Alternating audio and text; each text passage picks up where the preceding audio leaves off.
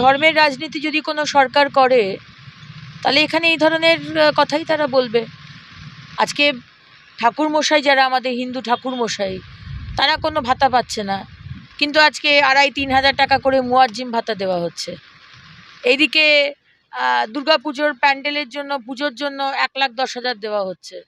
জগন্নাথ মন্দির করা হলে এরাও এবার বলবে যে সরকারের টাকায়। কোনো তো মন্দির মসজিদ করার কথা নয় সরকারের, কিন্তু যখন জগন্নাথ মন্দির করেছে তাহলে আমাদেরও তুমি গুরুদুয়ারা বানিয়ে দাও, আমাদেরও তুমি মসজিদ বানিয়ে দাও, বলবেই। আজকে সরকারের কি উচিত? রাস্তা করা, ব্রিজ করা, ইউনিভার্সিটি করা, হাসপাতাল করা, ইন্ডাস্ট্রি আনা। সরকারের কাজ নয় এই ধর্মের সুশুরি দিয়ে ধর্মের রাজনীতি করা। কিন্তু মমতা ব্যানার্জির সরকার 14-14.5 বছর ধরে এই ধর্মের রাজনীতি করে গেছে, না ডোলের রাজনীতি। আজকে হিন্দু হোক, মুসলমান হোক, শিখ হোক, খ্রিস্টান হোক, সবার একটাই দাবি, আমরা মাথা উঁচু করে বাঁচতে চাই। কারণ আমরা চাকরি চাই, আমাদের সন্তানদের শিক্ষা চাই, আমার বাবা মার জন্য স্বাস্থ্য পরিষেবা চাই।